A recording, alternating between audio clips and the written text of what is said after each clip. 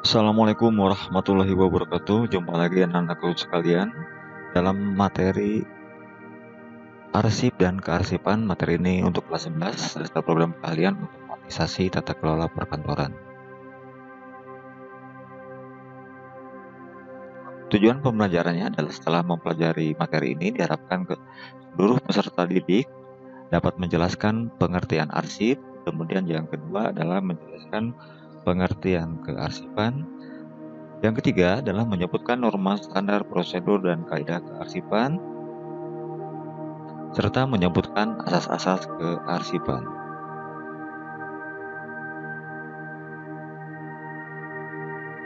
Nah, apa itu arsip dan kearsipan? Anak-anakku sekalian, perlu dipahami bahwa ada dua hal yang berbeda antara arsip dan kearsipan, di mana arsip dan kearsipan merupakan dua hal yang tidak mungkin dipisahkan, yang saling terkait satu dengan yang lainnya.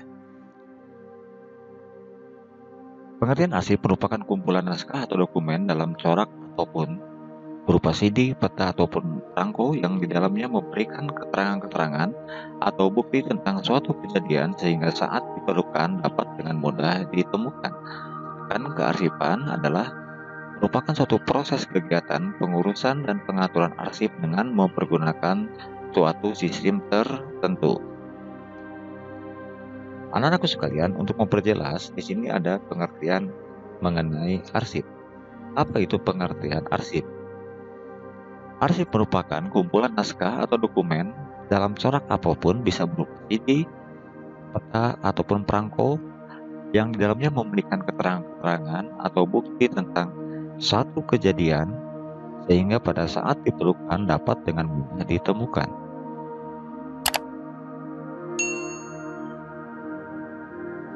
Jenis dan fungsi arsip. Menurut ensiklopedia administrasi, dilihat dari sisi kepentingannya, bahwa jenis-jenis arsip itu terdiri dari yang pertama adalah pita record atau warkat yang sangat penting.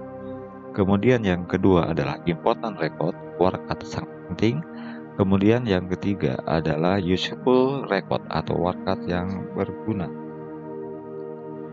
Yang D adalah essential record atau warkat tidak penting. Apa itu yang dimaksud dengan pita record atau warkat yang sangat penting? Pita record yaitu warkat yang mempunyai nilai sangat penting bagi suatu organisasi atau instansi. Oleh karena itu, warkat jenis ini perlu disimpan secara terus-menerus abadi dalam suatu organisasi itu berdiri. Nah, kemudian important record. Important record ini adalah warkat yang mempunyai kegunaan besar untuk satu jangka waktu yang cukup lama, misalkan sampai dengan 3 tahun. Oleh karena itu, warkat jenis ini perlu disimpan secara tertib. Misalkan saja surat perjanjian, sewa menyewa, ataupun lain-lainnya. Nah, kemudian yang ketiga itu useful record atau warkat yang berguna. Warkat yang berguna merupakan warkat yang mempunyai kegunaan biasa untuk jangka waktu yang biasa pula. Oleh karena itu, warkat jenis ini perlu disimpan sesuai dengan daftar retensinya. Biasanya di berbagai organisasi atau instansi, warkat jenis ini paling banyak jumlahnya. Contoh, surat-surat kantor atau surat-surat dinas pada umumnya. Sedangkan warkat yang termasuk essential record, warkat tidak penting, yaitu warkat yang kegunaannya menjadi habis setelah selesai dibaca. Warkat jenis ini tidak perlu disimpan dalam file, tetapi dapat langsung dimusnahkan atau cukup diingat atau dicatat dalam buku agenda. Contohnya undangan rapat dan lain-lain sebagainya. Anakku sekalian, yang dijelaskan kali ini berikutnya adalah jenis dan fungsi arsip, yang mana menurut fungsi dan kegunaan jenis-jenis arsip terbagi menjadi arsip dinamis, yang kedua arsip statis. Nah, kemudian arsip dinamis itu terdiri dari adanya arsip aktif, arsip semi aktif, dan arsip inaktif. Apa yang dimaksud dengan arsip aktif? Ya, arsip aktif ialah arsip yang masih sering digunakan bagi kelangsungan kerja. Sedangkan yang B, arsip semi-aktif, adalah arsip yang frekuensi penggunaannya sudah mulai menurun. Yang C, arsip inaktif adalah arsip yang jarang sekali dipergunakan dalam proses pekerjaan sehari-hari. Sedangkan yang dimaksud dengan arsip statis, ya, ini merupakan jenis arsip yang sudah tidak dipergunakan, baik langsung dalam kegiatan perkantoran sehari-hari. Namun arsip ini harus tetap dikelola atau disimpan berdasarkan pertimbangan nilai guna yang terkandung di dalamnya.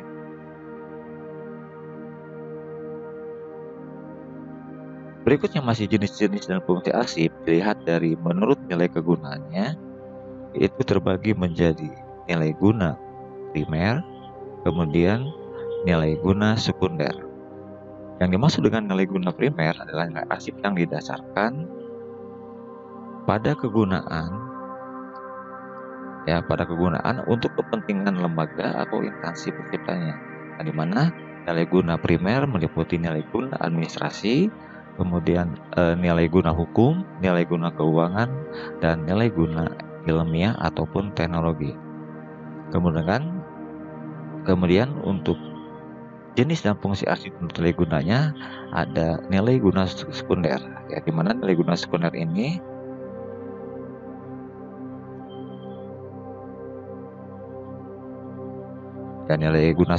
adalah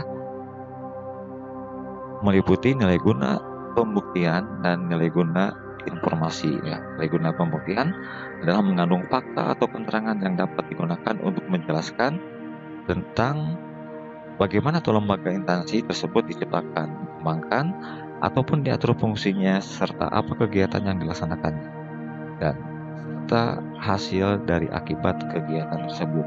Nah, kemudian nilai guna sekunder, ya, di sini adalah mempunyai nilai guna informasi, yang dimaksudnya adalah arsip yang mengandung informasi bagi kegunaan berbagai kepentingan penelitian dan sejarah tanpa dikaitkan dengan lembaga atau instansi penciptanya.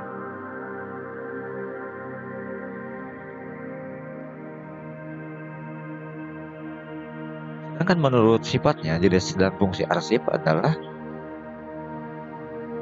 terdiri dari satu, arsip tertutup, yang kedua arsip terbuka. Nah, pengertian daripada arsip tertutup itu adalah arsip yang dalam pengelolaan dan pemberlakuannya berlaku ketentuan tentang kerahasiaan surat-surat. Di arsipnya rahasia. Kemudian kalau yang terbuka, dalam pengelolaan dan perlakuannya boleh diketahui oleh semua pihak, diketahui oleh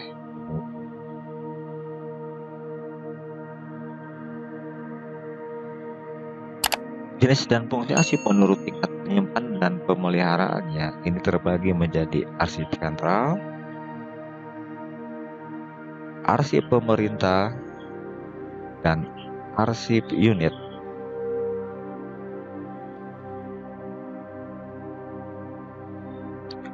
Kemudian yang E, berdasarkan keasliannya, jenis dan fungsi arsip itu terbagi menjadi arsip asli, arsip tembusan,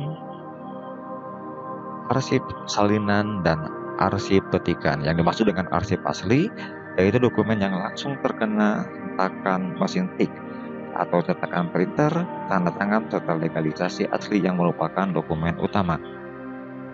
Kemudian berdasarkan arsip tembusan adalah dokumen kedua, ketiga, dan seterusnya yang dalam proses pembuatannya bersama dokumen asli tetapi ditujukan pada pihak selain penerimaan dokumen asli atau sering disebut dengan tembusan atau tindasan. Kemudian arsip salinan merupakan dokumen yang proses pembuatannya tidak bersama dengan dokumen asli tetapi memiliki kesesuaian dengan dokumen asli. Yang keempat, arsip petikan adalah merupakan yang berupa tulisan atau ketikan ulang dari sebagian arsip asli. Anak-anakku sekalian yang Bapak cari, poin yang ketiga adalah syarat-syarat arsip. Ya, syarat-syarat arsip adalah merupakan suatu dokumen dapat dikatakan sebagai arsip apabila memiliki syarat-syarat. Di antaranya merupakan kumpulan warkat, disimpan menurut sistem tertentu, mempunyai nilai kegunaan, dan saat diperlukan cepat dan dapat ditemukan. Selanjutnya adalah poin B. Kita bahas mengenai kearsipan. 1. Pengertian kearsipan. Kearsipan adalah proses kegiatan atau proses pengaturan mulai dari penerimaan, pencatatan, penyimpanan dengan menggunakan sistem tertentu, menemukan kembali dengan cepat dan tepat, penggunaan, pemeliharaan, penyusunan, dan pemusnahan arsip.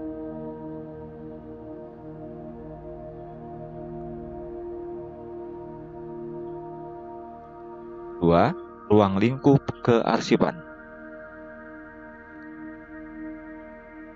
Meliputi A. Penciptaan dan penerimaan arsip, B. Penerimaan dan pengumpulan serta pemilihan arsip, yang C. Pengendalian arsip, D. Pemeliharaan dan perawatan arsip, E. Penyimpanan arsip, F.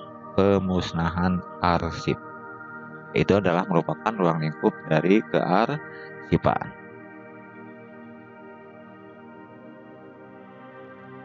Kemudian yang ketiga adalah pengelolaan arsip, di mana pengelolaan arsip terdiri dari dua sistem.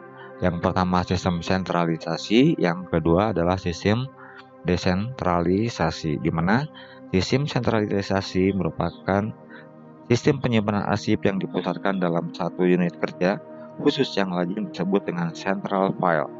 Sistem ini biasanya hanya efisien dan efektif dilaksanakan pada kantor-kantor kecil, ya seperti ruang dan peralatan arsip yang dihemat. Petugasnya dapat berkonsentrasi pada suatu pekerjaan kearsipan. Ketiga, sistem ini dapat mencegah duplikasi adanya penyimpanan. Nah, keuntungannya dari sistem sentralisasi adalah kerugian dari sistem ini hanya sesuai efektif dan efisien untuk organisasi atau kantor. Karena jika ada unit kecil yang membutuhkan arsip, maka memakan waktu lama untuk memperoleh arsip. Nah, sedangkan yang poin B, sistem desentralisasi. Ya, di mana sistem desentralisasi adalah penyimpanan arsip di mana semua unit ya mengolah arsipnya masing-masing. Asas ini sangat sesuai digunakan untuk organisasi yang sangat besar dengan ruang kantor yang terpisah letaknya. Kayak keuntungannya di sini antara lain pengelolaan arsip dapat dilakukan sesuai dengan kebutuhan unit kerja. Kemudian penanganan menjadi lebih mudah karena arsip sudah dikenal dengan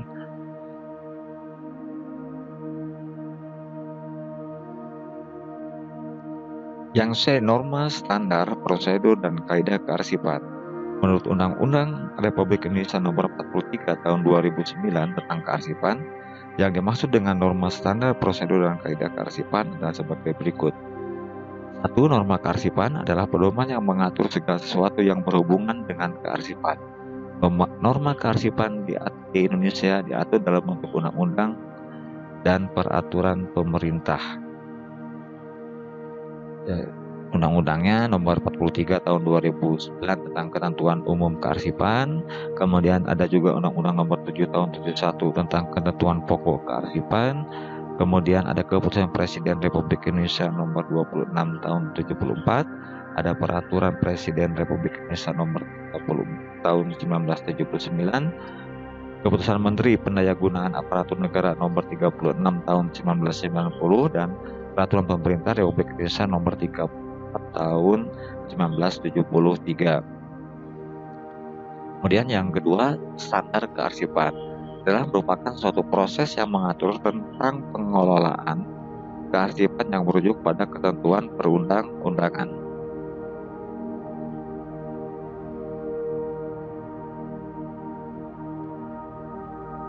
Yang ketiga, prosedur kearsipan merupakan suatu langkah kegiatan yang harus dilakukan dengan baik. Penanganan arsip mulai dari awal sampai akhir secara berkesinambungan dilakukan dengan harapan untuk menjamin kecepatan dan ketepatan dalam penyimpanan sehingga memudahkan penemuan kembali.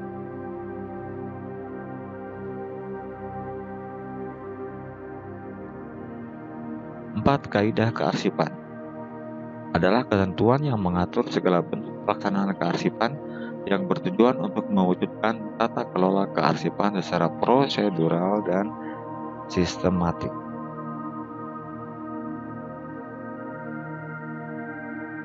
Asas-asas kearsipan terdiri dari asas sentralisasi, asas desentralisasi, dan asas gabungan. Apa itu asas sentralisasi? Adalah merupakan pengurusan surat atau arsip dilakukan oleh satu bagian kantor atau unit tersendiri yang dikenal dengan unit arsip dan ekspedisi. Ya, keuntungannya antaranya pengawasannya lebih efektif, adanya keseragaman prosedur dan penangkapan arsip, penghematan biaya dan penggunaan perabot, penggunaan tenaga kerja lebih fleksibel, mudah dan meratakan beban kerja kegiatan kantor, kemudian menjamin bahwa surat atau warkat yang masuk atau keluar dengan perihal yang sama disimpan menjadi satu. Ya, akan tapi asas sentralisasi juga mempunyai kekurangan, diantaranya adalah makin besar bagian kearsipan, makin mudah hilangnya surat atau warkat. 2. Kebutuhan khas masing-masing unit belum dapat dipenuhi oleh unit yang merupakan pusat perkantoran. Pegawai arsip tidak memiliki pengetahuan bagian lain secara menyeluruh. Sedangkan asas desentralisasi itu merupakan kegiatan yang dilakukan oleh setiap unit dalam suatu organisasi, sehingga masing-masing unit dapat mengurus sendiri pekerjaan yang dibutuhkan oleh unitnya. Keuntungannya, pekerjaan akan lebih lancar, kemudian memudahkan dalam penanganan. Kekurangan dari asas desentralisasi memboroskan biaya kantor, kemudian banyak membutuhkan peralatan dan tenaga kerja, sulit mengadakan pengawasan. Sedangkan yang dimaksud dengan asas gabungan adalah kombinasi antara asas sentralisasi dan desentralisasi. Asas ini bisa digunakan pada organisasi kantor yang telah berkembang. Kemudian asas-asas penyelenggaraan kearsipan menurut Undang-Undang Kearsipan Pasal 4 Nomor 43 Tahun 2009 sebagai berikut. Ya, ada yang kepastian hukum, keautentikan dan kepercayaan, keutuhan, asal-usul, adanya aturan asli, keamanan dan keselamatan, keprofesionalan, keresponsifan, keantisipasian, kepartisipan, akuntabilitas, kemanfaatan, akseptabilitas, dan kepentingan umum. Kan anak-anakku untuk asas penyelenggaraan kearsipan itu dicari atau dibaca pada modul yang sudah diberikan.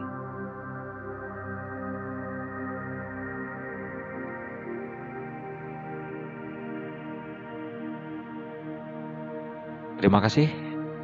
Demikian materi kali ini. Sampai jumpa pada materi berikutnya. Assalamualaikum warahmatullahi wabarakatuh.